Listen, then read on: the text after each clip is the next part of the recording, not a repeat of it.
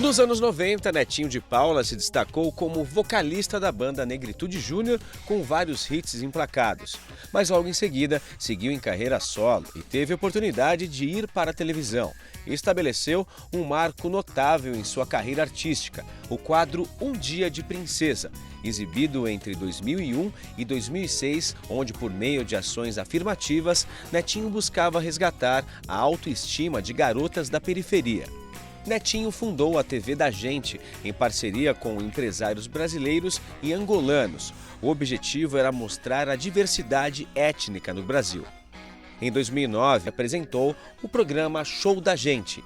Em 2012, estreou o programa da Gente na Rede TV, uma produção independente cujo principal quadro era uma releitura do Dia de Princesa, dessa vez chamado Banco dos Sonhos. José de Paula Neto, conhecido como Netinho de Paula, nasceu em 1970 no bairro paulistano de Santo Amaro e teve uma infância pobre. Mesmo enfrentando uma série de dificuldades também na adolescência, Netinho, como acabamos de ver, escolheu seguir a carreira artística e fez de seu dom uma forma de expressão social. Em 2008, decidiu candidatar-se a vereador na capital paulista, sendo eleito pelo PCdoB com mais de 84 mil votos. Foi reeleito vereador em 2012 com mais de 50 mil votos. Sua atuação está voltada a combater a desigualdade social e a discriminação, com foco na população negra e de periferia. Instituiu o programa de valorização das iniciativas culturais. Em 2013, a convite do prefeito de São Paulo, Fernando Haddad, implantou e assumiu a Secretaria Municipal de Promoção da Igualdade Racial, ficando no cargo de secretário até o início de 2014. Netinho de Paula, hoje, está afiliado ao PDT, o Partido Democrático Trabalhista. Muito boa noite, meu amigo, minha amiga. O nosso encontro de final de noite. Programa Ponto de Equilíbrio. Normalmente eu apresento, falo quem é que está aqui, dou o cargo, mas hoje não vai precisar. Hora que abrir, você já vai ver quem é o nosso convidado especial. Neto, brigadão por ter aceito o nosso convite.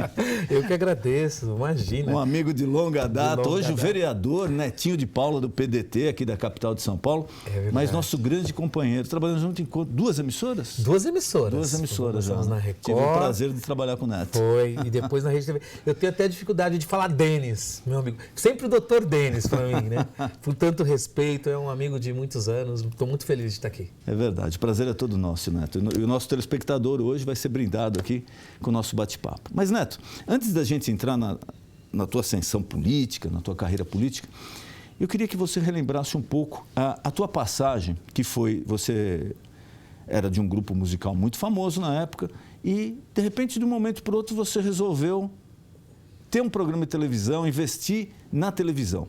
E justamente nesse momento que a gente começou a trabalhar, se não me engano, em 2000. Foi, exatamente. Como é que foi esse clique na tua carreira? Engraçado, eu fiz parte do grupo Negritude Júnior, E o Negritude, durante 15 anos, foi um grupo muito referência para a juventude, da periferia, e o nome Negritude pela questão étnica racial.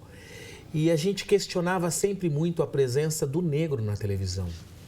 Essa sempre foi uma questão debatida entre eu, o Mano Brown, que é do Racionais, a gente conversava sempre muito sobre isso. Acho que, desculpa, você foi o primeiro apresentador negro em TV aberta no Brasil, com programa semanal de peso. Depois do Simonal, sim, que também veio da Record naquela época, dos novos tempos, da democracia para cá, eu fui o primeiro negro de um programa de televisão nos finais de semana. E isso foi porque, sabiamente, eu aproveitei o destaque que o Negritude me dava para fazer essa proposta para a Record na época. E era uma questão de espanto, Porque a própria direção falou, mas espera aí, você vai parar de cantar? Eu falei, não, eu vou conciliar. Os shows são no final de semana e a gravação do programa você faz durante a semana e tal. E deu muito certo, Foi, durante 6 anos, eu acho que uma das maiores audiências da TV brasileira. Não, só lembrando, você disputava com nada mais, nada menos que Gugu Liberato no SBT, Faustão na Globo e aí vai, Exatamente. Quer dizer, não era moleza. A ideia de poder levar os problemas das pessoas e de não ser tão dono da razão, Eu acho que a figura do apresentador sempre passou aquele que sabe tudo, que domina tudo, que tem todo o conhecimento, ainda mais depois do ponto. não é? Verdade. E ali o que a gente fazia? A gente lia a carta das pessoas e ia até a casa das pessoas para as pessoas contarem as suas histórias. O quadro do Dia de Princesa não era nada mais que isso, de você dar voz à população para elas falarem sobre os problemas sociais. E aquilo sempre foi muito gostoso de fazer, porque, primeiro, precisa ter coragem e precisa ser querido para entrar nos lugares que a gente entrava. Naquelas casas. Não era fácil. Não era fácil. Você no jurídico ali, você imagina quanto pepino não chegava depois, né? Porque às vezes você ajudava com tão boa fé e tinha gente que tentava tirar proveito daquilo, né? Infelizmente tem, sempre tem quem... Mas você pôde acompanhar bem quantas vidas a gente não conseguiu mudar ali. Né? Não, e eu acho que isso, a tua insistência e também essa tua filosofia, que agora eu posso falar aqui, independente do meu amigo Neto, não é porque é meu amigo, quando não é, eu não falo. O Neto sempre se preocupou muito em ajudar as pessoas, não só no programa, que eu me lembro que eu fazia parte da direção da emissora, ele sempre procurava, olha, não dá para pôr lá no RH, tem um pessoal que lá não está conseguindo emprego, pessoal carente, não dá para encaminhar. Então, é o teu negócio. Deus honra a pessoa também quando está preocupado em ajudar o próximo, né? Eu acho que esse sempre foi o diferencial. Eu vejo, e muitos apresentadores e muitos canais, ao longo dos anos, acabaram adotando o quadro também e fazendo e tal. Mas eu percebo que a diferença é que a gente ia naquele que não tinha casa, naquele que não tinha terreno, né? Aquele, muitas vezes, estava debaixo da ponte. Você reformar a casa daquele que tem não é tão difícil, né? Você construir para o cara que tem terreno não é tão difícil. Agora, chegar... Não tem nada, está no zero, né? E, por incrível que pareça, o Brasil não mudou muito, Denis. A gente acha melhorou. Eu acho que o país avançou, mas essa questão de moradia, de casa, ainda é o... Não, é um déficit habitacional incrível. Desde que eu me conheço por gente, a gente fala em déficit habitacional no Brasil. Muito grande. A gente não conseguiu sanar isso, ainda com programas de moradia importantes, como Minha Casa Minha Vida, por exemplo. Eu percebo na Câmara Municipal aqui em São Paulo, como vereador, Denis, que é o seguinte... Esse programa, para São Paulo, ele não conseguiu ter o efeito que deveria, porque o recurso que o governo federal passa para São Paulo é muito pouco pelo metro quadrado praticado na cidade de São Paulo. O preço é muito diferente. É diferente do que acontece no Norte e Nordeste. Então, a contrapartida que a prefeitura tem que dar e com a dívida que ela tem, ela não consegue comprar os terrenos para fazer casa popular em São Paulo. Porque no Norte tem regiões lá que com 20, 30 mil você constrói uma casa popular com terreno. Aqui em São Paulo se fala em mais de 100 mil reais uma casa popular afastada. Eu acho que nos grandes centros e cidades como São Paulo e Rio de Janeiro, a política de habitação ela tinha que ser pensada de uma maneira diferente. O governo federal tinha que olhar essas grandes metrópoles com um olhar diferente, porque nessas capitais o valor é outro, né? E você vê os prédios abandonados no centro, em que os IPTUs estão lá sem ser pagos, a prefeitura tem que pegar esses prédios para si, mas muitos prédios têm a estrutura comercial e aí os movimentos de moradia invadem. Então é uma confusão, sabe, essa questão de moradia, e eu acho que é onde o nosso povo mais sofre, Denis. E isso tem muito a ver também com a questão da violência. Isso instiga muito a violência. O povo fica muito... O que o cara tem a perder? Ele fala, pô, eu não consigo casa, pô, eu não tenho emprego, ninguém olha para mim. Isso gera uma coisa, não tenho nada a perder. Fica aquela história, o pior que tá não fica, né? Isso. Infelizmente o cara parte por esse raciocínio e a vida dele é muito complicada. E eu acho que com esse viés, desde quando eu parei com o programa, depois de 6 anos na Record, eu fiquei mais 2 anos no SBT e depois fiz mais 1 ano na Rede TV. E também trabalhando na política, né? Sempre sendo candidato, ora a cargo majoritário ou ao legislativo, mas essa minha inquietude é exatamente porque eu acho que a gente tem o que fazer. Eu consigo pegar esse viés, esse olhar que o povo tem e transferir isso para as leis e para os debates. Então, chegam projetos na Câmara, às vezes, como essa discussão da questão da redução da minoridade penal, que você tem que, pelo menos, chamar a pessoa para o contraditório, para que veja os dois lados da situação. Não pode continuar a impunidade, mas não é empurrando para a cadeia que a gente vai resolver também os problemas. Então, você legislar é você tentar buscar o bom senso o tempo todo. né, através das leis que vão para o parlamento. Eu estou tentando cumprir o meu papel de cidadão, tento fazer o melhor. Não, e da maioridade penal tem um tema que ele é no mínimo controverso. O pessoal fala, não, precisa reduzir. Alguns concordam, outros não. A maioria concorda, né? Saiu recentemente uma pesquisa aí na Folha, 90% da população brasileira é favorável à redução, 90%. Agora, não se discute, eu trouxe aqui muitos especialistas em segurança, deputados, pessoas ligadas à área criminal, juristas. O grande problema não é você, pura e simplesmente, colocar mais gente na cadeia. Porque com essa lei frouxa que a gente tem, com essa lei frouxa que o camarada é condenado a 10, depois de 1 ano ele está na rua, não adianta você colocar mais gente na cadeia para quê? Para soltar mais gente? Exatamente. Então, precisa mudar, primeiro, essa legislação frouxa que quando foi feita lá 30 anos atrás, todo mundo falou, vai dar zebra, e deu. Esse caos que tem hoje. Tá o caos. Porque a pessoa, o contribuinte não entende, Neto. Eu sou condenado a 12 anos de cadeia, porque eu pratiquei um crime grave, 12, 13, 15 anos. Depois de 1 ano, 1 ano e meio, o camarada me vê na rua, ele fala, mas ele foi condenado a 12 ou a 1? Fica indignado, né? Lógico. Você sabe que eu tenho feito essa discussão, né? E assim, jogar para a plateia é sempre mais fácil. Sim. Todo mundo, se eu mostrar um caso hoje de um menino de 15 anos que matou um pai de família que trabalha, acabou. Já mostra, é só mostrar na televisão a família chorando, prende esse menino, condena esse menino, fica... A questão não é só aquele caso. A questão é o que a gente quer para o nosso país. Como é que aquele menino chegou naquela situação? Os pais falharam, mas o Estado também falhou. Como é que eu faço para recuperar isso? Todo mundo está falando o seguinte, diminui a idade, diminui para 16. Eu falo, tá bom, se eu estou diminuindo para aprender, por que eu não diminuo para ele poder trabalhar, para poder ter curso? Né? Você quer dar mais obrigações, mas por que a escola não pode ser período integral?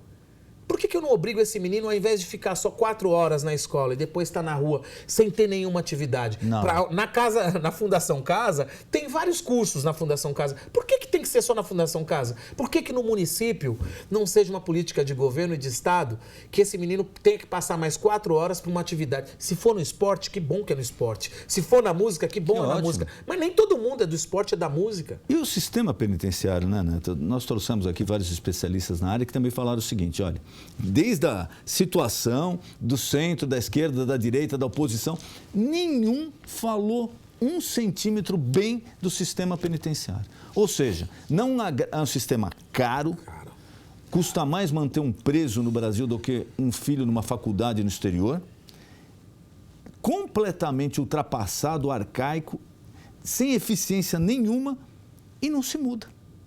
Quer dizer, eu acho que primeiro deveria se discutir o sistema penitenciário, aonde nós queremos chegar, que tipo de reeducação a gente quer implantar, porque simplesmente saturar ainda mais um sistema já saturado e ineficiente, a gente não sabe o que pode acontecer. Não sabe. E eu tenho, quando eu converso com quem é a favor, tal, tem deputados, amigos, tal, a inquietude, eles só sabem falar uma coisa. Ah, vai deixar solto? Esse me matou, tem que estar preso. Eles simplificam a coisa porque ele pega pela emoção.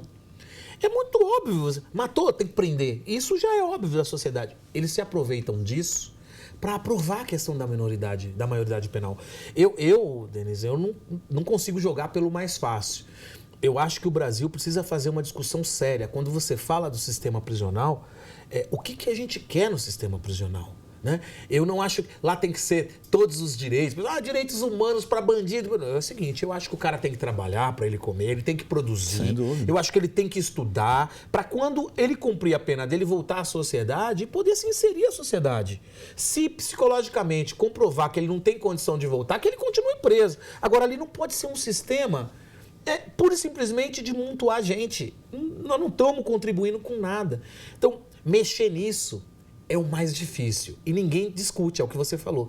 Ninguém quer falar se esse sistema recupera. Ninguém quer falar, Denis, que todo mundo que mora na periferia sonha em ter uma condição de vida melhor para colocar o filho numa escola particular.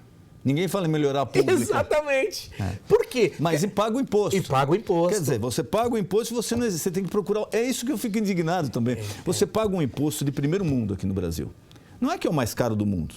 Não é. mas você paga de primeiro mundo. Só que a contrapartida desse imposto é de oitavo mundo, porque você não tem escola pública de qualidade, você não tem um atendimento de saúde bom, saneamento é precário, o investimento em segurança pública é pequeno. E o que você falou, todo mundo, eu quero ganhar mais para ir para a escola pública, para a escola particular. Mas por que você não exige do teu governante melhorar a escola pública? E aí cai no raso também. Mas é porque o professor ganha pouco? É porque, eu diria o seguinte, por que não discutir, né? Por que não rediscutir o sistema educacional? O que a gente quer para a educação? É falta de dinheiro? Né? O orçamento é vinculado. Né? Quase 25% do orçamento dos municípios são obrigatoriamente gastos na educação e os outros 25% na saúde. Já tem dinheiro carimbado. Todo o pré-sal que nós descobrimos, que é um dinheiro futuro do Brasil, tem uma verba vinculada para a questão da educação. Mas eu quero que a escola pública, eu quero que ela tenha piscina, quadra coberta, que ela tenha laboratório, eu quero que ela seja um minicel, como a gente tem aqui em São Paulo. Ninguém faz essa discussão. A discussão fica sempre assim, professor ganha pouco. Então, é greve do professor. Eu quero rediscutir. Eu quero que esse menino fique 8 horas dentro da escola. Tá bom? Quanto é que custa isso? O que a gente precisa fazer? Quais são os cortes necessários para que a gente tenha uma educação de nível? Para que o filho desse trabalhador, o pai saia para trabalhar sabendo que durante 8 horas esse meu filho está aprendendo, está estudando e está tendo uma formação técnica. O menino não vai precisar ficar até o 3º colegial para depois fazer uma faculdade. Não, mas isso seria aquela história, né? O ótimo é inimigo do bom.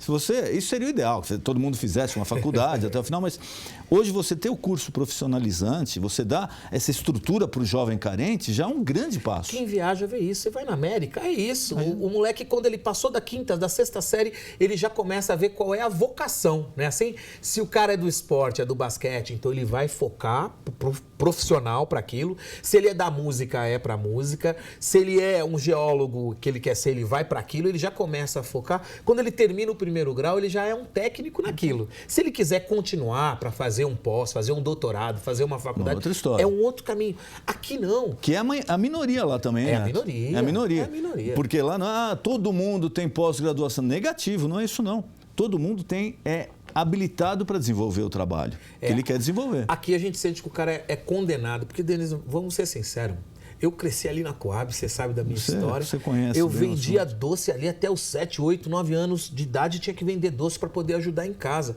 Como é que eu ia ter a mesma disposição de estudar, né? Concluir ali o 1º grau, o 2º, terminar para fazer faculdade, para poder...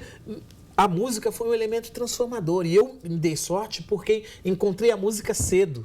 Né? Com os meus amigos do Negritude, a música foi o elemento transformador. Foi a música que me fez depois poder estudar, né? Abrir as portas para fazer as coisas. Agora, nem todo mundo tem essa oportunidade. Eu digo para você e falo para todos, assim, aonde eu morava ali na Coab, tinha gente muito mais talentosa que eu. Tinha muita gente que jogava bola bem, cantava bem, era melhor na escola, mas as dificuldades são tantas que as pessoas não conseguem vencer e aí desiste. Aí, às vezes parte para a criminalidade. Para ir mais fácil, Aí que é complicado o negócio. Isso. Mas fala um pouco então da tua carreira política, Neto. Pois é. Quais são as... Me parece que... Vamos falar de televisão um pouquinho antes. Está voltando. Tô voltando. Que legal. Tem uma negociação agora para voltar aos domingos. Estou muito animado, possivelmente na Rede TV. Estamos ainda negociando para voltar a fazer minhas princesas, que eu gosto tanto, né? Eu sou presidente municipal do PDT. Assumi a presidência agora em janeiro. É a primeira vez que fico presidente de um partido, né? Você montar um partido com a história do PDT, com a história do trabalhismo, tem sido um desafio grande para a gente, montar chapa, cuidar dos ideais, da formação, né? Isso tem sido uma coisa muito nova. Você assimilou bem a carreira política? Porque eu sempre pensei o seguinte, o Neto tem tudo para dar certo na política, por quê? Porque ele questiona, ele quer saber, ele não se acomoda, mas às vezes a pessoa chega com todo esse gás lá, depois de um tempo o cara fala, não era bem isso. Como é que é essa transição? É difícil. Eu fiquei 9 anos no PCdoB, que foi um partido que me deu muita formação, né? Mas na hora de você executar essa formação e de você trazer gente, filiar, você começa a perceber que o seguinte, opa, aqui não. Não vem, porque aqui já tem espaço. É complicado. E aí eu me senti assim, olha, beleza, se é isso, obrigado por tudo, mas eu vou procurar onde eu possa trazer os meus, onde eu possa filiar, formar, porque é isso que eu gosto de fazer, eu gosto de ter mais gente, de time, né? E foi por isso que o Lupe, então, me chamou para cuidar do PDT aqui na capital, ajudar a organizar no estado, e é isso que a gente está fazendo.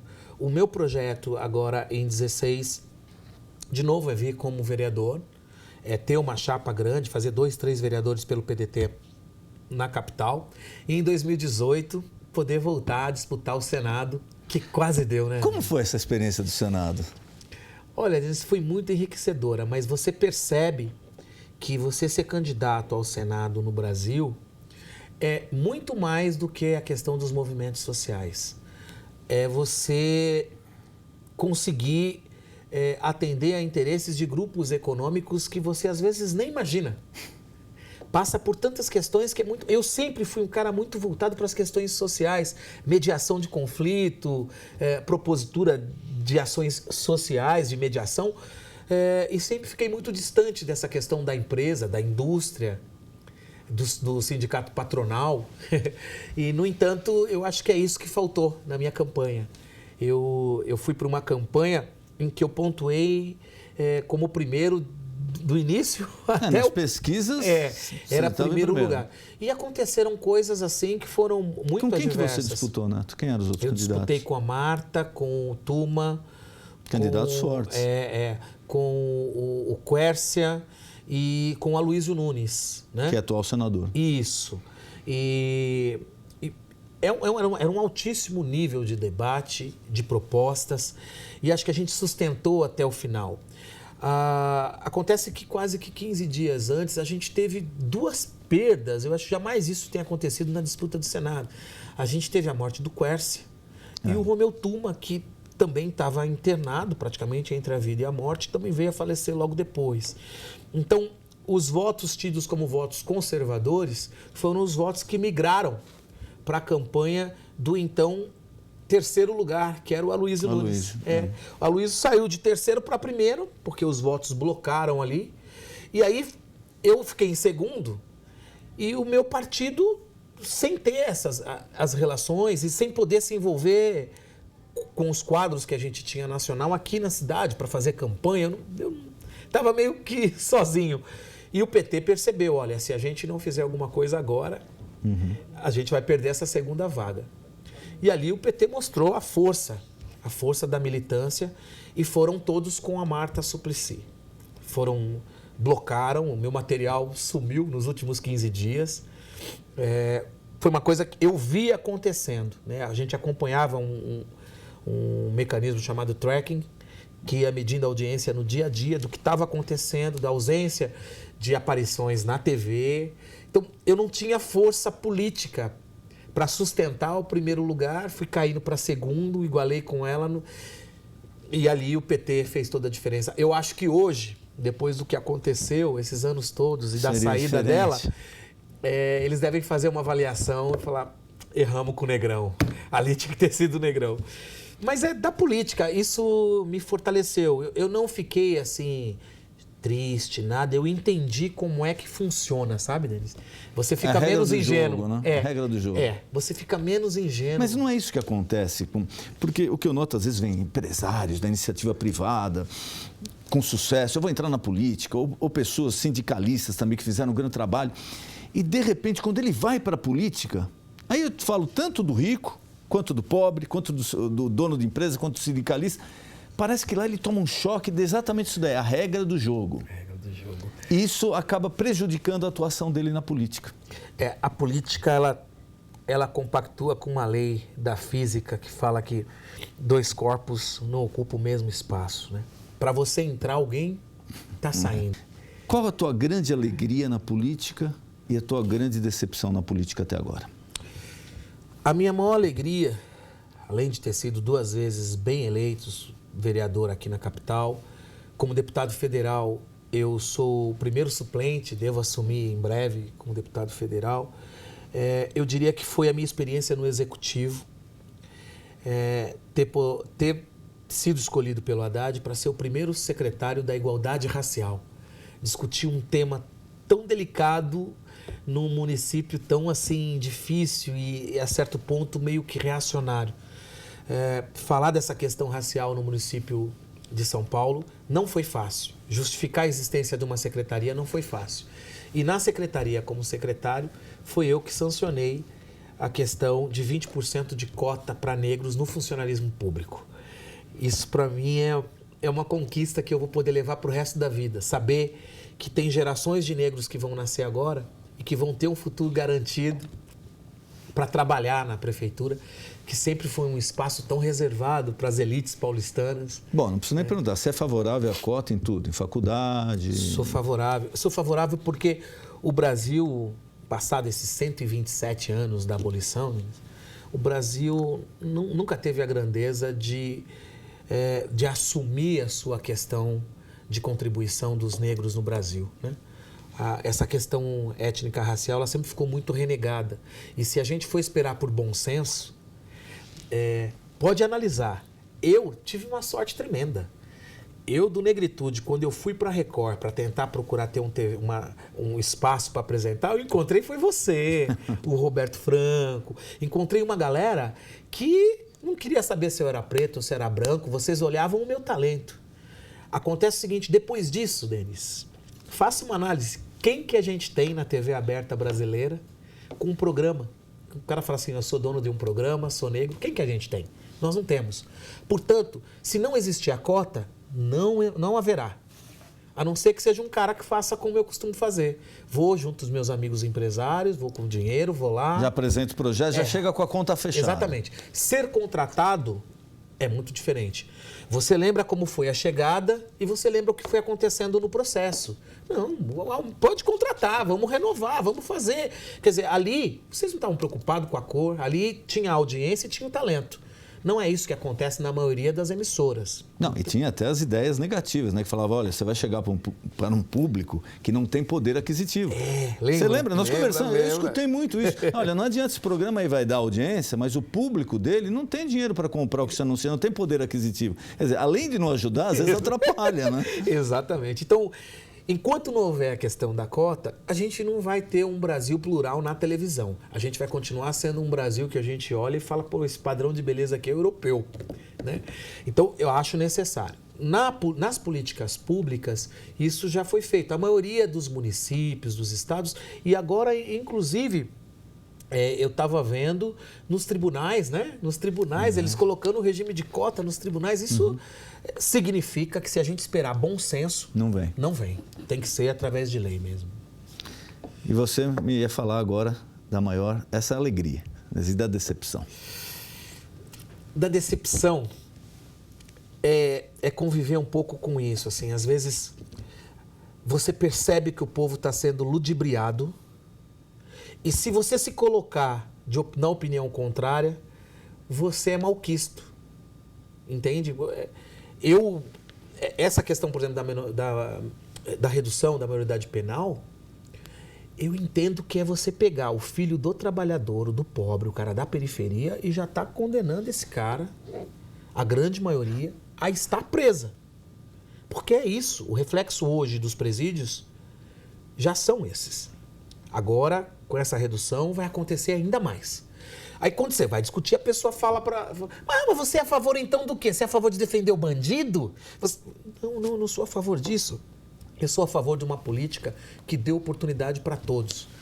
Então, às vezes, as lutas progressistas, elas batem de frente com um poder que, às vezes, você nem imaginava que existia, que é o poder da imprensa, né? A imprensa formadora de opinião e que ela é, de fato, o pessoal fala que é o quarto poder. Eu diria que não. Ela está pautando julgamentos, ela está pautando o que tem que acontecer no Brasil. Que não deveria ser isso. E que não deveria ser isso. As pessoas poderiam ter a defesa ao contraditório. Esses espaços deveriam ser abertos. Não dá para você concorrer com o Datena todo dia, pegando um caso do que acontece de um jovem que praticou algum crime, e ele falando, tá vendo porque tem que ter a redução? Esse debate é o raso. A TV, ela pode até dar esses espaços para quem é a favor, mas ela tinha que pelo menos dar o mesmo espaço para a defesa, sabe? Para você usar os argumentos. Isso na política te tortura muito. É uma luta muito isolada. Você fica muito isolado ali, gritando e falando. E é uma coisa que, infelizmente, a gente ainda nota no Brasil, né? É o seguinte, demora-se anos. Por exemplo, essa discussão aí da redução da maioridade penal não é de agora, não. Se não me engano, tem 20 anos quase. Muito tempo. A ideia ela. De repente, de uma hora para outra, parece que desengaveta o assunto. Independente de você pode ser contra ou a favor. Mas, de repente, se desengaveta um assunto que está lá há 20 anos, que deveria ter sido amplamente discutido pela sociedade, para agora vai desse jeito. É isso. Como aconteceu com a ciclofaixa aqui, ciclovia em São Paulo. Não se discutiu, vai goela abaixo. Então, por que a sociedade tem no mínimo o direito de discutir amplamente um assunto e não deixar engavetado lá 10, 12, 15 anos, de repente, é desse jeito, porque é desse jeito, as lideranças já combinaram e vai ser assim. E a sociedade? Exatamente. E o usuário final do produto? Como é que fica? Exatamente. Eu acho que quando eu vim para a política, os caras falavam assim, principalmente na Câmara, né? Que esse cara vai vir fazer aqui? Ele vai vir cantar pagode aqui? Que ele vai e tal...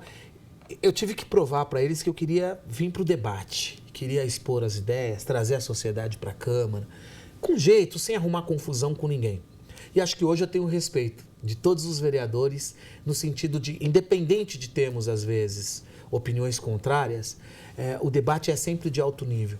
E é uma pena sentir que um assunto como esse está sendo tratado de uma forma tão leviana, né? Você sabe que eu tenho muitos amigos que são negros, que a gente está conversando e que o cara é favorável. Não, mas a população de baixa renda é amplamente favorável nas pesquisas. E aí eu vou conversar com o cara e às vezes eu dou alguns exemplos e falo alguma coisa, o cara fala assim, não, é verdade, se fosse assim. Então, mas por que você está sendo a favor a isso? Não, mas porque nós temos que resolver agora, tá demais. Eu falo, como é que tá demais? A pesquisa me diz que os crimes hediondos são menos de 2% praticados por jovens menores de 18 anos. Como é que tá demais? Tá demais porque qualquer crime que acontece, eu dou a projeção na TV. Todo dia eu mostrando, então dá a sensação de que realmente tá demais. Aí ele fala assim, mas mesmo que fosse um, você não acha que tirou a vida de um? Eu falo, eu tenho que pensar numa nação. Eu não posso pensar dessa forma, eu tenho que pensar numa nação. São os índices, são as pesquisas. Então, eles... Eu quero poder continuar fazendo isso. Eu não quero parar de cantar. Eu estou lançando agora meu CD, vou sair fazendo a minha turnê para cantar, que é o que eu gosto. Mas a minha luta do dia a dia, das questões que eu defendo, eu quero continuar fazendo no parlamento. Poder encontrar o contraditório de quem gosta, quem não gosta, mas sempre com um debate franco. Neto, a gente ficaria aqui ainda há muito tempo, mas você já está convidado para voltar aqui. Nós vamos fazer um outro programa. Eu acho que o Neto tem várias propostas interessantes que merecem uma análise, merece passar para você, porque o bom da política é isso, quando o político vem aqui, se apresenta para o eleitor dele, fala o que ele está fazendo, o que ele fez e o que ele está fazendo e o que ele pensa, para dar a chance até do eleitor renovar o voto em você ou não. Não, é isso mesmo. O importante é isso, a democracia é isso. Neto. Obrigado, muito obrigado. Foi um prazer enorme te rever, bater um papão, meu amigo, grande amigo Neto aqui. Meu doutor, obrigado. O nosso encontro de final de noite, programa Ponto de Equilíbrio. Boa noite.